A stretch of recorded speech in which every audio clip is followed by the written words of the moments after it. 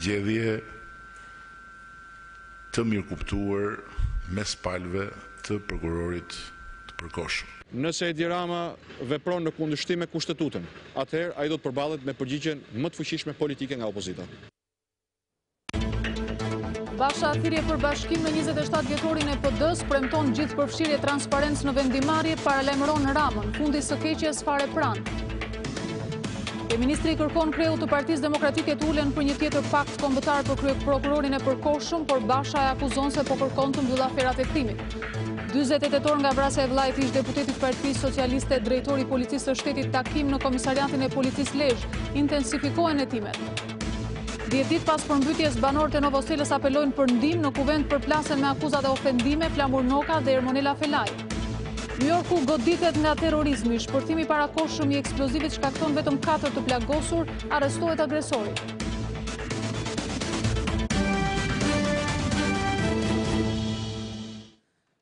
Mirëmbrëma, mirë se vini në edicionin qendror të lajmeve në Radio Televizionin Ora News. Në 27 dhjetorin e Partisë Demokratike, Lulzim Basha ka dhënë disa mesazhe të qarta, si për zërat kundër në parti, edhe për kundërshtarin e tij politike Edi Rama. Basha lançoi atë që ai e quajti një projekt të ri të Partisë Demokratike, për të cilën ftoi të gjithë zërat kundër dhe ku ai vetë garantoi transparencën për vendimarrjet dhe gjithë përfshirjen. Kreu Demokrat, që nuk la pa falenderuar edhe themeluesit e Partisë Demokratike, përfshirë edhe ata që nuk jetojnë më, paralajmëroi kryeministrin Rama se do të mbajë përgjegjësi bazuar në 4 rekordet e kësaj qeverie, midis cilëve kriminalizimi i kuvendit, blerja e votës, kanabizimi dhe angazhimi i bandave në zgjedhje. Basha garantoi një aksion të shtuar të opozitës ditët dhe javët në vazhdim për të shpallur, siç tha ai, legjitimitetin e parlamentit dhe të qeverisë. Nga çdo vështirësi, nga çdo rrëzim, ajo është ngritur më e fortë, sepse forca jon buron nga idealet dhe idetë ku ne besojmë dhe për të cilat luftojmë. Kjo qeveri solli disa rekorde të zeza për vendin, por 4 prej tyre nuk i ka parë historia asnjë vendi në Europë dhe as në botë. Promovimi me vetdije i individëve me rekorde kriminale në parlament dhe në funksionet larta politike. Kanabizimi masiv i territorit kombëtar nga bandat në ortakrim me qeverinë, angazhimi i bandave si struktura elektorale të Partisë Socialiste me detyrën për të blerë vota, me paratë e drogës dhe korrupsionit dhe për të dhunuar zgjedhësit, blerja masive e votave në zgjedhjet e 25 qershorit. Këto rekorde pohojnë pas një ekivok i legitimitetin e të ashtu quajturit rezultat të narkopushtetit në zgjedhjet e 25 qershorit, për rrjedhim i legitimitetin e parlamentit dhe të qeverisë. Këto janë faktet. Shpërbërja e gënjeshtës e të keqes që ka nisur nuk mund kthehet më prapa. Shpërbërja vetëm do të përshpejtohet në javët dhe muajt në vijim. Dua të ftoj çdo demokrate dhe çdo demokrat, krenar për vlerat që na bashkojnë, i vetëdijshëm për përgjegjësitë që më takojnë, që të punojmë të gjithë bashkë për Partinë Demokratike, bijën dhe luftëtarën e paepur të lirisë dhe demokracisë. Urim në përvjetorin e 27 të Partisë Demokratike ka përcjellë edhe kreu i shtetit Ilir Meta. Në një status në Facebook, presidenti shkruan: në këtë përvjetor të themelimit Partisë Demokratike, si forca e parë opozitare në vend, kam kënaqësinë të uroj kësaj partie leadershipit, antarëve dhe simpatizantëve të saj suksese në përmbushjen e përgjegjësive tepër të rëndësishme për të ardhmen europiane të vendit.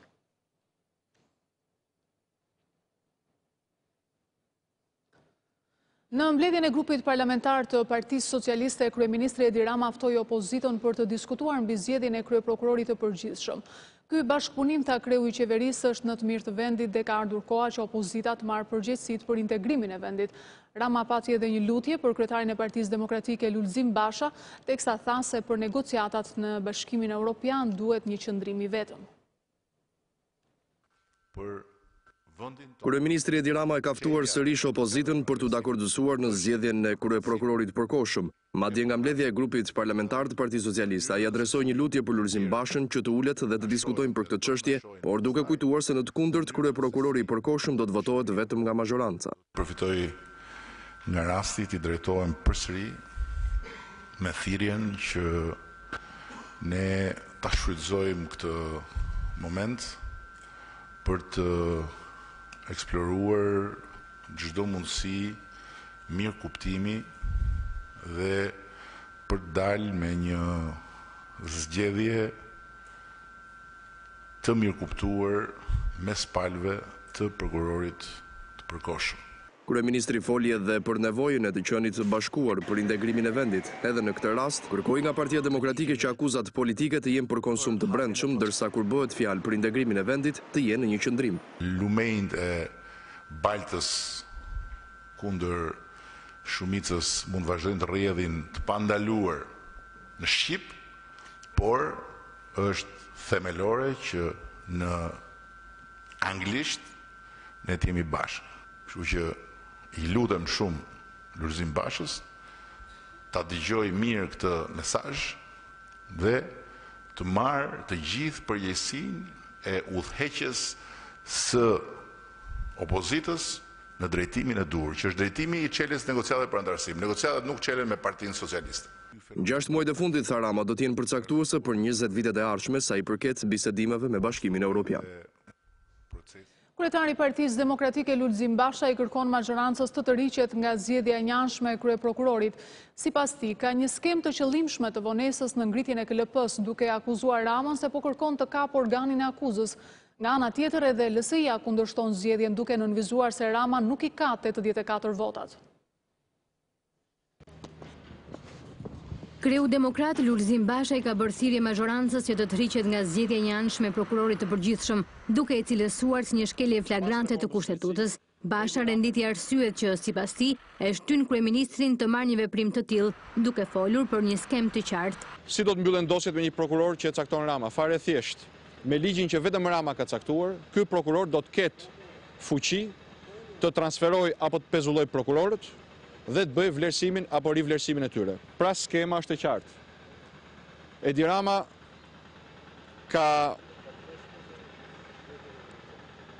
ja ka dalë të sabotoj procesin e ngritjes së Këshillit Lart Prokurorisë dhe tani na fton të shkelim Kushtetutën me qëllim që ai të ketë një prokuror në nënhyqmin e tij, i cili do të bëjë të mundur jo luftën kundër krimit, por mbrojtjen e krimit të kriminalëve. Në rast e mërimit të njanshëm të kryeprokurorit, Basha tha se opozita do të mbajë qëndrimin më të fortë të mbajtur ndonjëherë. Nëse Edi Rama vepron në kundërshtim me Kushtetutën për të shtënë në dorë, për të futur në dorë institucionin e prokurorit përgjithshëm, me të vetmin qëllim për të mbyllur dosjet dhe hetimet e korrupsionit, atëherë ai do të përballet me përgjigjen më të fuqishme politike nga opozita.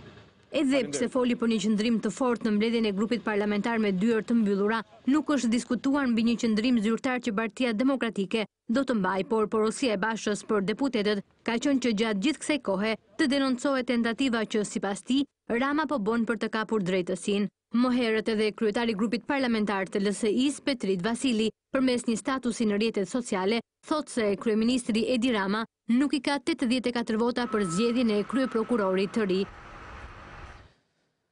Qëndrimi i presidentit të Republikës Ilir Meta për zgjedhjen e kryeprokurorit të ri është që ai duhet të zgjidhet me dialog transparent brenda frymës së Kushtetutës. Meta nuk rekomandon zgjedhje të njanshme të kryeprokurorit, pasi sipas tij kjo do të dëmtonte pavarësinë e institucionit të prokurorisë. Për sa i përket mosdekretimit të shefit të ri të Shishit, Meta u shpreh se ende nuk është i bindur për propozimin e kryeministrit. Edhe për presidentin Ilir Meta, çështja e zgjedhjes së kryeprokurorit të ri duhet zgjidhur me dialog mes palëve. Në konferencën me homologun e tij malazez, Vujanović, Meta u shpreh se kryeprokurori duhet të zgjidhet sipas Kushtetutës, duke mos aprovuar çdo zgjedhje të njanshme, pasi sipas tij do dëmtonte institucionet. Duhet të respektuar Kushtetuta dhe fryma e saj, dhe është e rëndësishme që të ketë midis aktorëve kryesor një dialog të shpejtë, të përgjegjshëm dhe të bazuar mbi standarde transparente për zgjidhjen e kësaj çështje, pasi çdo hap i njanshëm nuk do t'i ndihmonte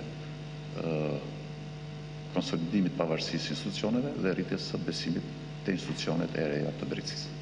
Meta u shpreh edhe për mosdekretimin e shefit të ri të Shish. duke thënë se ende nuk është i bindur për helidon bendon të propozuar nga kryeministri Rama. Presidenti i Republikës duhet jetë i bindur që një vendimarrje përfundimtare forcon pavarësinë dhe efikasitetin e një institucioni kaq të rëndësishëm sigurisë kombëtare. Thirrje për dialog për zgjedhjen e kryeprokurorit e ka bërë dhe kryeministri Rama në drejtim të kryetarit të Partisë Demokratike Lulzim Basha, me këtë të fundit që propozon ndryshimin e kushtetutës në pikën tranzitore për emërimin e prokurorit të ri. Vendi vakant i mbetur në krye të organit të akuzës pas skadimit të mandatit të kryeprokurorit Adriatik Llalla ka bërë që shumë nga prokurorët që plotësojnë kriteret të shprehin interesin për këtë post. I pari që ka zyrtarizuar kandidaturën është kreu i prokurorisë së Durrësit, Ferdinand Elezi, ndërkohë në listë janë edhe disa emra të tjerë që pritet të dorëzojnë dokumentacionin. Ndërsa kanë mbetur pakor nga skadimi i afatit të dorëzimit të kërkesave për kryeprokuror të përkohshëm, kanë dalë dhe emrat e parë të kandidatëve për këtë post. Burimet e Ora News bëjnë me dije se ndër emrat që pritet të shprehin interes për të qenë në krye të organit të akuzës, deri në krijimin e Këshillit të Lartë të Prokurorisë është ai Olcian Çelës, aktualisht prokuror të krimet të rënda. Çela ka qenë një nga bashkëpunëtorët të afërt të ish kryeprokurores Ina Rama, e cila i kishte besuar dhe kreun e prokurorisë së krimeve të rënda, gjatë kohës që ajo ishte në krye të organit të akuzës. Po nga kjo prokurori pritet të aplikojnë dhe prokurorë të tjerë si Besnik Muçi apo Enrik Ligori. Ndërkohë nga Prokuroria e Tiranës një tjetër emër që flitet se do të kandidojë është ai prokurori Dritan Reshka, i cili ka mbajtur për disa vite postin e ish kreut të task forcës në Prokurorinë e Tiranës, ndërsa aktualisht ushtron detyrën si prokuror i thjesht. Ferdinand Elezi, kreu i prokurorisë së Apelit Durrës, është një tjetër kandidat që do të shprehë interesin për këtë post, i cili mësoi se ka qenë i pari që ka dorëzuar në kuvend dokumentacionin. Interes për këtë post ka shprehur dhe Arta Marku, e cila është aktualisht prokurore në Shkodër. Afati përfundimtar skadon të martën në orën 18, ndërsa më pas do të jetë një komision që kontrollojë kandidatët. Me ftesë të presidentit Ilir Meta, kreu i shtetit të Malit të Zi, Filip Vujanović, vizitoi Shqipërinë duke vlerësuar marrëdhëniet mes dy vendeve. Vujanović u shpreh se do të ketë një mbledhje qeverisht të përbashkët për të çuar përpara projektet rajonale. Kreu i shtetit shqiptar Meta vlerësoi marrëdhëniet midis dy vendeve duke marrë shembull pikën e kalimit kufitar të Muriqanit, megjithatë për Metën ende ka vend për përmirësim. Presidenti Ilir Meta vlerësoi marrëdhëniet mes Shqipërisë dhe vendit fqinj të Malit të Zi, duke marrë për shembull suksesin në pikën e kalimit kufitar të Muriqanit. Megjithatë, radhët e gjata në këtë pikë kufitare për Metën lënë vend ende për përmirësime. Mjafton të shohësh pikën e kalimit përbashkët të Muriqan-Sukobin, sidomos gjatë pranverës dhe verës, një pikë që është një sukses i përbashkët, pasi është pika e parë e përbashkët e kalimit të kufitar, jo vetëm midis dy vendeve tona, por kur shikon radhët e gjata atje, shikon se ende ka vend për përmirësim, për të përmirësuar infrastrukturën, për të lehtësuar më tej kalimin e qytetarëve, të turistëve. Presidenti i Malit të Zi, Filip Vujanović, theksoi se mes dy vendeve do të ketë një mbledhje të përbashkët qeverie për të çuar përpara projektet rajonale. Vujanović vlerësoi gjithashtu dhe ligjin për paketat kombëtare që miratoi Parlamenti shqiptar. Do bëjmë një mbledhje të përbashkët të qeverive dhe do kërkojmë hapësinë për bashkëpunim në fushën e jo vetëm të ekonomisë, por edhe në fusha të tjera. Duhet të afirmojmë projektet rajonale. Jemi shumë mirënjohës për ligjin për mbrojtjen e pakicave kombëtare në Malin e Zi. Dy presidentët folën dhe për demarkacionin mes Malit të Zi dhe Kosovës, duke u shprehur se presin që kjo çështje të zgjidhet me qetësi dhe në të mirë të dy vendeve. Kjo marrëveshje është e mbyllur pas një komunikimi të mirë mes dy qeverive, është nënshkruar në Vjenë, është ratifikuar në Malin e Zi, ai ka shumicën në Kosovë dhe me durim shikojmë këtë gjë. Kjo është një çështje e brendshme e Kosovës. Dëshirojmë të shohim një vullnet të plotë të mjaftueshëm në Kosovë midis gjithë faktorëve për të ecur përpara në këtë çështje. Për sa i përket kufirit detar mes Shqipërisë dhe Malit të Zi, sipas dy homologëve president, kjo është një çështje teknike që nuk do të krijojë probleme. VMRO DPMNE-ja do të vendosë në 23 dhjetor për kryetarin e ri. Pas dorëheqjes së parë evakueshme të Nikola Gruevskit, fraksionet në partinë e tij kanë nisur edhe propozimet e para. Komiteti Qendror i Partisë Opozitare më të madhe në pushtet në Maqedoni vendosi që në datat 22 dhe 23 dhjetor të bëhet kongresi i jashtëzakonshëm për të zgjedhur kryetarin e ri të partisë VMRO-DPMNE. Kjo lëvizje vjen pas dorëheqjes së kryetarit të kësaj partie, Nikola Gruevski. Sekretari i përgjithshëm i partisë njoftoi se në kongresin i cili do të mbahet në Vallandov do të marrin pjesë 544 delegat dhe lista e tyre do të publikohet në web në faqen zyrtare të partisë. Për postin e kreut të ri të partisë përmenden disa kandidatura të mundshme, si deputetët Ilia Dimovski, Antonio Misloshovski, ish ministri i punëve të jashtme Nikola Popovski, ish ministri i shëndetësisë Nikola Dimitrov, Christian Mickovski, sekretari i kësaj partie, por edhe emri i ish kryetarit të partisë, Ljupço Gorgevski. Nikola Gruevski, i cili kishte marrë drejtimin e VMRO-DPMNE-s në vitin 2003, i paraqiti dorëheqjen e parevokueshme Komitetit Drejtues të partisë për shkak të rezultateve të dobta në zgjedhjet lokale të muajit tetor.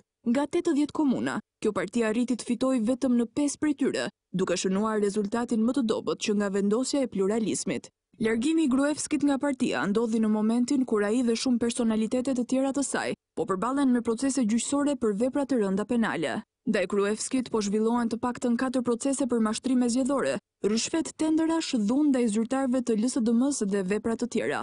Ndërkohë 6 deputet të VMRO-s po ndiqen edhe për dhunën e ushtruar në kuvend. 3 prej tyre janë në paraburgim prej 30 ditësh, ndërsa 3 të tjerë në arrest shtëpiak. Partia VMRO-DPMNE ka qeverisur Maqedoninë deri në qershor të këtij viti, pasi drejtimin e vendit e mori Lidhja Socialdemokrate e kryeministrit aktual Zoran Zaev.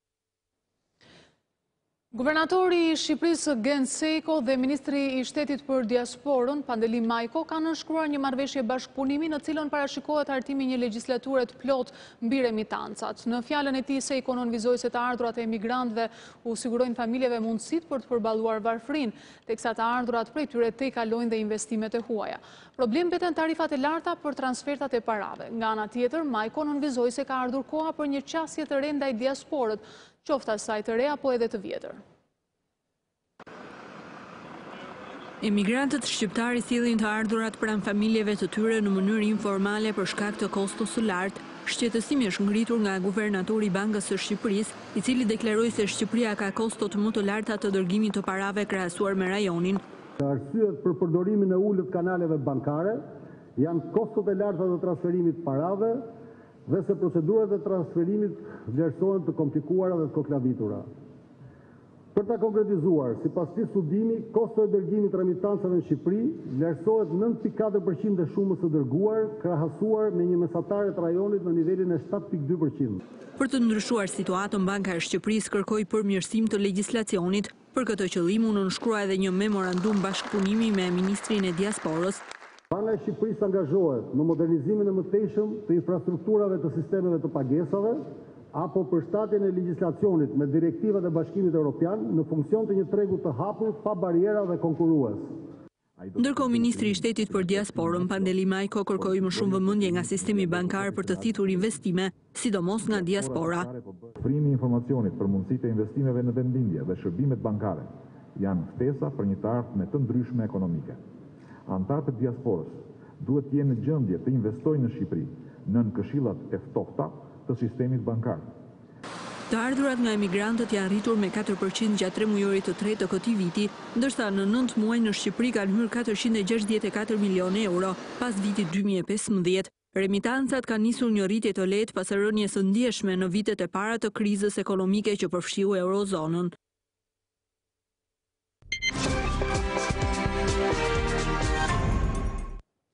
Dhjetë ditë pas përmbytjeve, banorët e Novoselës janë përfshirë në një përpjekje të mundimshme për të normalizuar jetesën. Mes tyre ka kritik për mungesën e ndihmës dhe procesit të evidentimit të dëmeve, ndërsa të tjerë më shumë se ndihmë të momentit kërkojnë zgjidhjen përfundimtare që do të shmangte edhe përsëritjen e përmbytjeve sa herë që ka rreshje sriu si në këtë fillim dhjetori. Teksa ka kaluar 10 ditë nga përmbytjet e Novosel, duket se dëmet janë ende evidente.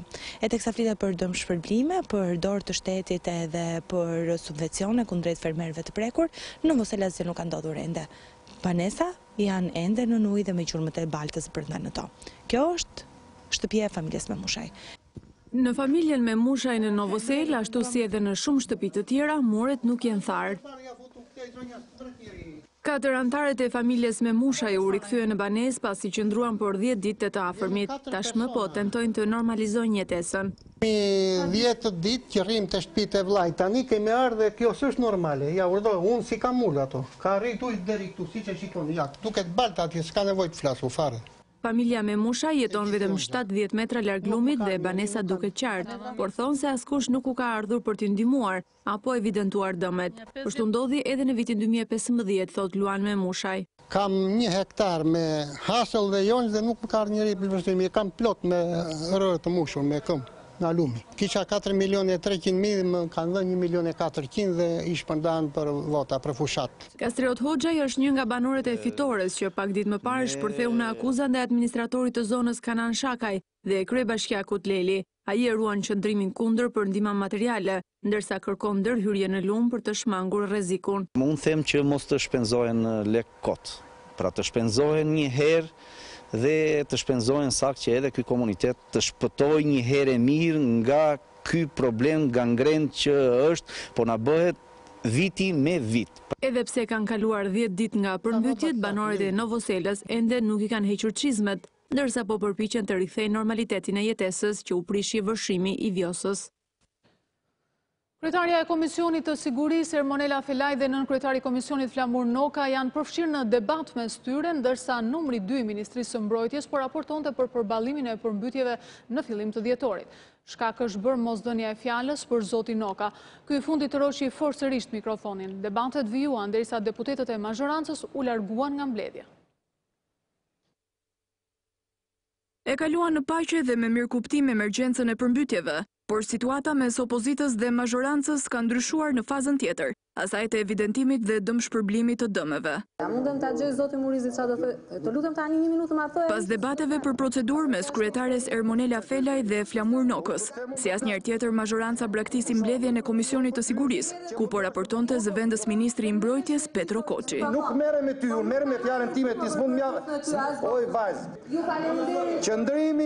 Qëndrimi i opozitës në këtë situatë ka qenë për treguar solidaritet njerëzor ndryshe nga ju që se keni bërë kur. 1. E dyta, hile qytetarëve mos ju bëni. Fjalës mandalon dot mua, jo kjo salmonela, po s'mandalon dot mua askush, se kemi fituar dikur që ta dish. Në sallë mbetën vetëm deputetët e PD dhe LSI, ndërsa drejtimin e mbledhjes e mori Flamur Noka, i cili akuzoi ashpër qeverinë. E gjithë ajo situatë që u duk sikur po tentohej të përballohej, ishte një maskarat fyse dhe ofenduese për ta. Të gjithë të përmbyturit duhet kenë parasysh se për sa kohë nuk është krijuar shtab emergjence, nuk është ngritur shtab emergjence dhe s'është shpall gjendja e emergjencës, nuk do të marrin asnjë dëmshpërblim dhe në kuadrin e qeverisë do të marrin vetëm mashtrim dhe gishtin mbrapa. Më herët në komision, zëvendës ministri i Mbrojtjes Petro Koçi tha se situata u përballua me sukses, ndërsa foli për punën e forcave të armatosura. Batalioni mbështetjes rajonale dhe batalioni i Xhenjos janë angazhuar 1. Në largimin e ujrave nga banesa, 2. Në pastrimin e infrastrukturës dhe kthimin në normalitet, 3. Në riparimin dhe përforcimin e ujrave dhe argjinaturave të baseneve e lumenjve, 4. Pritjen, menaxhimin dhe shpërndarjen e ndihmave, 5. Koordinimin me organizatat ndërkombëtare, organizatat jo fitimfurse, shtetet dhe vende partnere. Pjesë e konferencës kombëtare të bujqësisë, kryeministri Edi Rama premtoi zgjidhjen e titujve të pronësisë, ujitjen dhe kullimin dhe u zotua se financimet shtetërore në këtë fushë do të akordohen vetëm për kulturat që garantojnë eksport. I pyetur për çështjen e dëmshpërblimit të fermerëve të dëmtuar nga përmbytjet në vend, Peleshi vlerësoi se është e pamundur që gjithçka të mbulohet në çdo sezon nga një vend jo shumë i pasur si Shqipëria.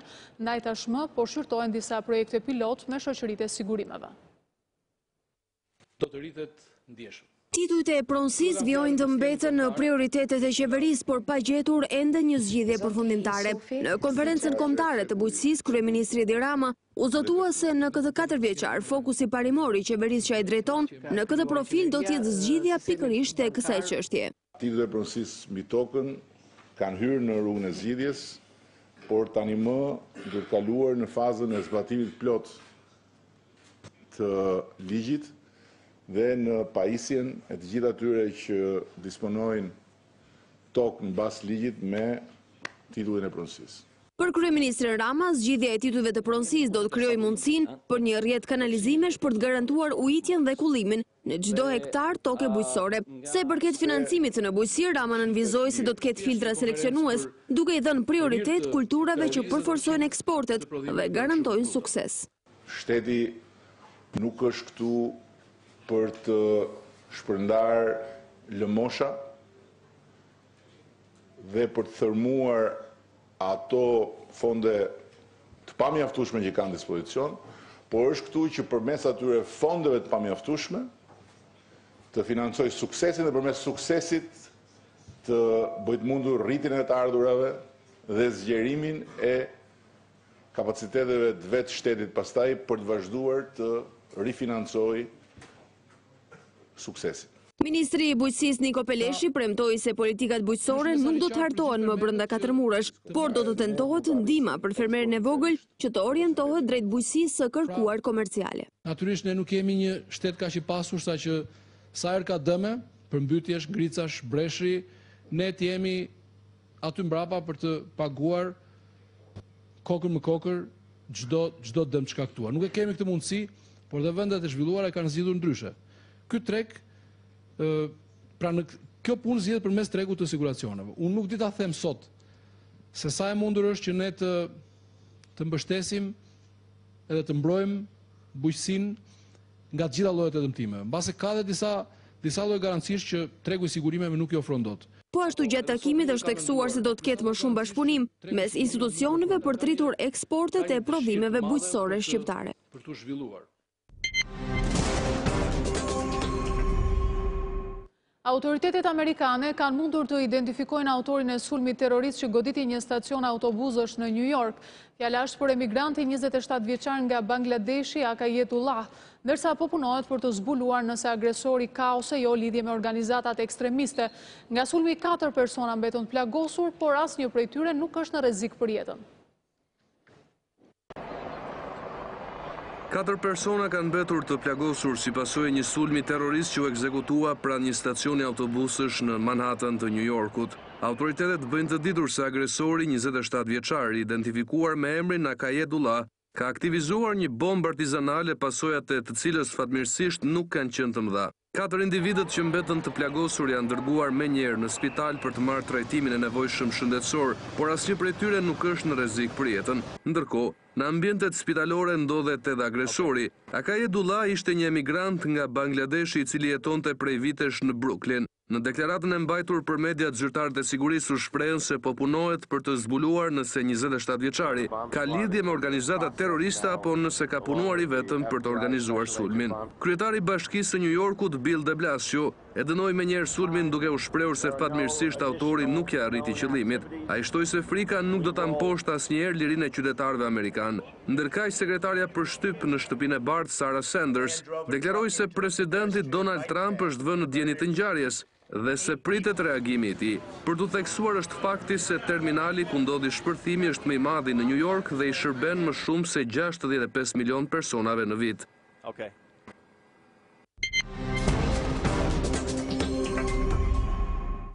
Prokurorët vjojnë hetimet në bashkëpunim me policinë për të zbardhur vrasjen e vëllait